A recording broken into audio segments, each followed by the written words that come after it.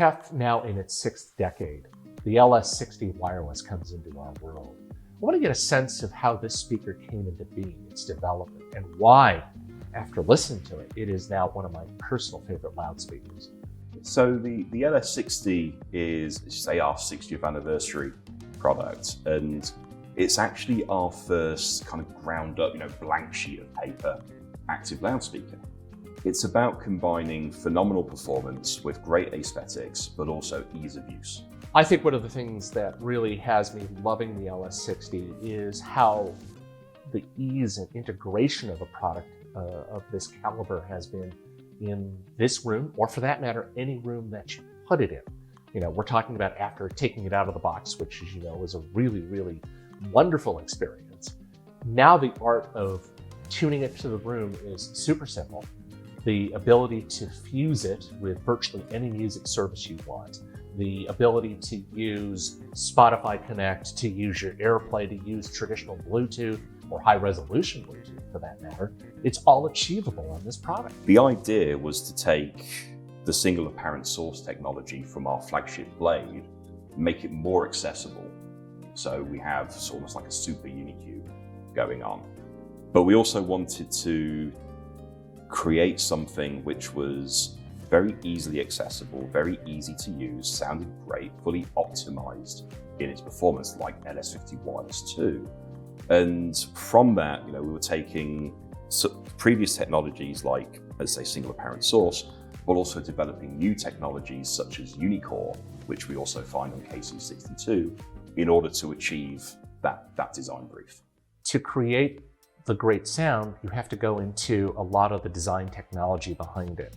And in the case of the 12th iteration of the Uni-Q driver, that's probably one of the biggest and most wonderful points about the LS60.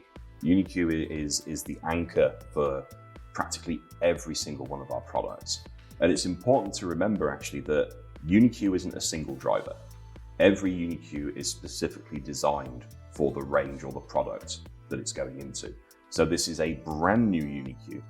So it's almost like a cousin of the Uni-Q that's in Blade and Reference. It even has a couple of new technologies that you don't find in other Uni-Qs because of the design differences with the system.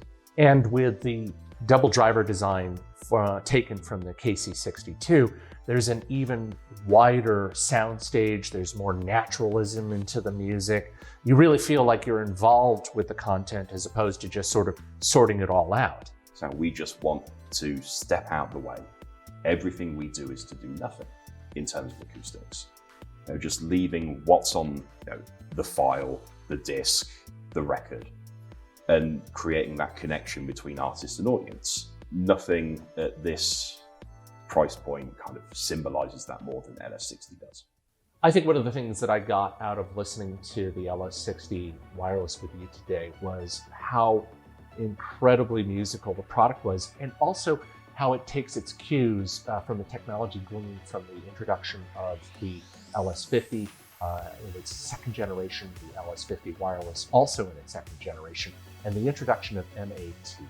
And I'm wondering how that plays a pivotal role in developing the speaker so it's an even more open, more musical experience.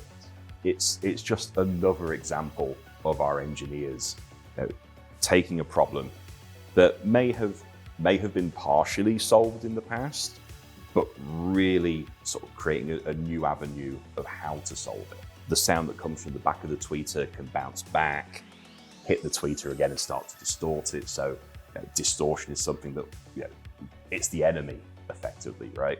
But KEF has had a very holistic approach to loudspeaker design since the 1970s, something we call total system design. And MAT was our way of trying to solve this backwave issue without affecting anything else in the speaker. So we're absorbing 99% of that backwave from about 620 hertz upwards, if I'm going to put a number onto it. But in a disc which is 11 millimeters deep, rather than a tube which is half a meter long. So we can actually apply this to practically any loudspeaker that we design. As I mentioned earlier, we do everything to do nothing. We're not going to kind of dictate, through EQing of our sound, how we feel something should be. We'd rather show this is what it is, and I think that's a lot of people resonate with that, and I certainly do. The other thing that I've noticed in playing with the KEF app is the ability to connect all my favorite music services on there. How is the relationship with that in terms of the audio quality? We're talking about high resolution all the way up to 2496, meaning the pure wireless mode with everything standing alone, or for better effect, if somebody really wants to go the distance, you tether them together with the Ethernet cables, you go all the way up to 24192. The idea was, we want you to be able to play practically anything that you can throw at them. It's not about changing how people access their music. It's about, how do you like to access your music? We're just going to take that experience up to 11. So in listening to the speakers, there were so many things that really had me enjoy this product more and more and more with each of our listening sessions. With Soundstage, just the overall presence of the music and the sense of here's the drum set over here, here's the vocals coming out at you in this wonderful way, and I got this vivid, bright, detailed kind of sense of space, but I also got this impact, this sharpness and tone, but also natural elements where there was a really good sense of decay in the material that you're listening to as the music either faded or was mixed into a sense of, ooh, here's something else coming